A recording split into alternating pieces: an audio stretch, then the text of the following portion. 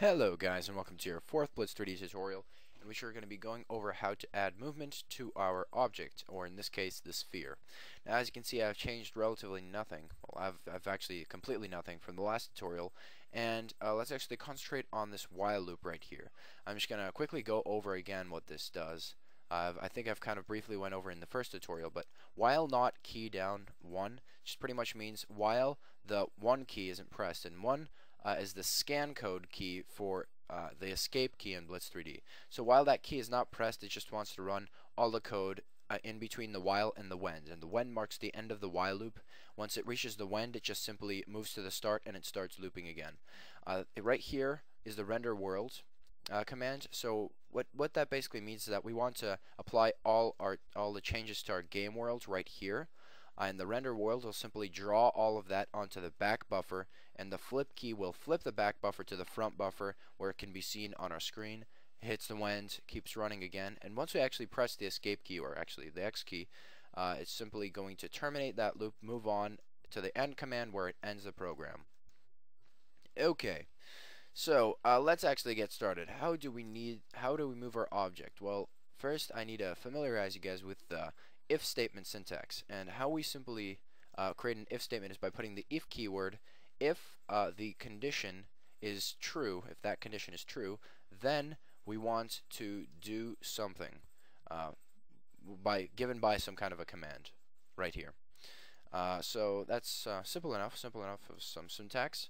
And what do we actually want to do to move our object? Well, we want to say if key down, and right now in these parameters we have to put the scan code key for what key we want to check. So if it's we want if key down left, if the left key is pressed, then we want to do something or move our object. Well, first let's actually find the scan code key for our left key, and we do that by going to the help section, hitting the command reference section, and once again then we hit the scan codes picker right here. And all that really does is it just gives us this huge nice keyboard where if we press the any key, like the left arrow key, if we click on it, it's like click, there we go, we get a scan code 203. So the scan code for our left arrow key is 203, which means that if we go back to our untitled code section right here and we put if key down 203, which is our left arrow key, so if that's true, then we want to move our object or translate it. And I'm going to use translate entity. A command that we'll later learn is rotation independent, so it just moves it up, down, left, or right, and it doesn't take into account the rotation of an object, but we even haven't got to that yet. So don't worry, that'll be in just a few tutorials. But translate entity, our sphere object, and where exactly do we want to move it? We want to move it to the left. Well, negative 0.1 units, comma 0, comma 0. We don't want to move it anywhere else. And we can just copy this statement 4 times, and we want to do this. We want to do the opposite for our right arrow key, which I know is 205. And if you want to check that for yourself, you can simply go here and click the right arrow key, and we get 205. So if our right arrow key is pressed, we want to do the opposite of moving it to the left. We just want to move it 0.1 units to the right. And if our down key is pressed, like down, which is key 208, once again, let's navigate back. If key 208 is pressed, we want to move it negative 0.1 units down on the y-axis. You see, I've changed the axis here, and none on the other two axes, as we've done with the other two keys. And if we've once again pressed the up arrow key, which is scan code 200, we want to move it 0.1 units up. So 0.1, positive 0.1.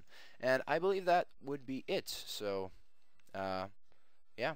So as a quick recap, if the key down 203, if the left arrow key is pressed, then we want to translate our sphere negative 0.1 units to the right. And there's actually, besides key down, there's key hit, and key hit actually waits for you to press and then release the key before running this code again. It would not be as continuous as it would be with key down, because key down it keeps running the translate entity code as you hold your key. So as soon as you hold your left key, it just keeps updating your sphere, negative 0.1 units to the left. But key hit actually waits for you to release it. I'm gonna put all key down and just run this code. Wait for it to load. Load. I know loading kind of takes a long time on my current state because I've got a ton of stuff running. Well, not a ton. I've got Google Chrome running and I've got Camtasia running, which is my recording program right now. Compiling Blitz basic program. Alright, I'm gonna pause the code, pause the video so it's not as long. And wait, look at that, it's actually launching it now. Bam. Alright, there we go. So here we have a sphere, and if we click on it to focus, and we can move with our left and right and up and down arrow keys. Works quite nicely. I'm liking this. And if you actually change all of these to key hit instead of key down, you'll see that you have to release every key before you can actually move it again. And I don't know. I think in games you don't really do that too much. I would say key down is what's used mostly. And let's just compile this so I can show you guys. There we go. Yeah, we have to keep pressing it, keep hammering these keys to actually get it to move. Alright. If we hit escape, we'll terminate the program, and bam! Alright, I think we have pretty much covered everything I wanted to go over in this tutorial. Thank you guys for watching, and peace.